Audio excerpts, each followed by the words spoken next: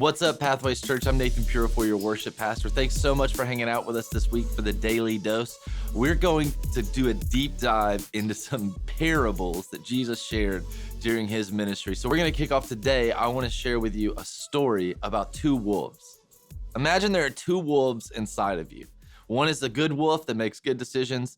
One is the bad wolf that makes bad decisions. Imagine if these two wolves were in a fight, which one would win? The inner side of you that maybe you're conscious or whatever it is, if it was two wolves, a good wolf and a bad wolf, which one would win? And the answer is the one that you feed most. But Jesus had a couple of parables about good and bad also being in the same place. So let's see what he had to say about something like this. In Matthew 13, starting at verse 24, Jesus told them another parable. The kingdom of heaven is like a man who sowed good seed in his field, but while everyone was sleeping, his enemy came and sowed weeds among the wheat and went away.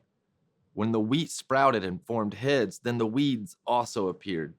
The owner's servant came to him and said, "Sir, didn't you sow good seed in your field? Where then did the weeds come from?" "An enemy did this," he replied. The servants asked him, "Do you want us to go and pull them up?" "No," he answered, "because while you are pulling up the weeds, you may uproot the wheat with them. Instead, let them both grow together until the harvest. At that time, I will tell the harvester, first collect the weeds and tie them in a bundle to be burned, then gather the wheat and bring it into my barn."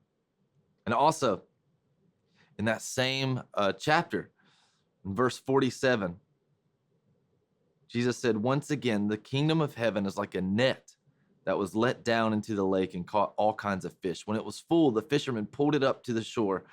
Then they sat down and collected the good fish in baskets, then threw the bad away. This is how it'll be at the end of the age.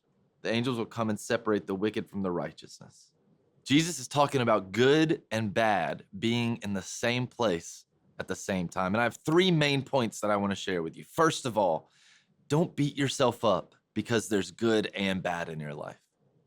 I know that we would love a life that's just full of everything that's perfect and all of the godly things that we pursue, if that would just show up in everything that we do, but sometimes bad shows up.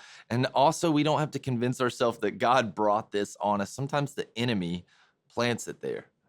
And we have to allow that to just be in the same place, knowing that God still gave us something great along the way. Not to beat yourself up and not to think less of yourself, but knowing that God's still providing.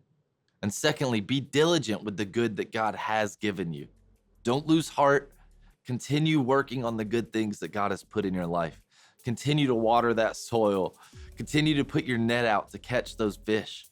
Continue to do the things that are going to produce an awesome fruit in your life. And thirdly, when God gives you an opportunity to separate the good from the bad, do the hard work and pull them apart. Sometimes that means throwing the weeds into the fire. That means cutting out bad relationships. It means cutting out bad habits. And sometimes that means doing the difficult thing of getting rid of something that you've seen grow up in your life, that you've been attached to. And it's not easy to do. But don't beat yourself up just because there's some bad there. Make sure you take good care of the good that God has given. And when God gives you a chance, listen to the Holy Spirit and try to wisely separate the two.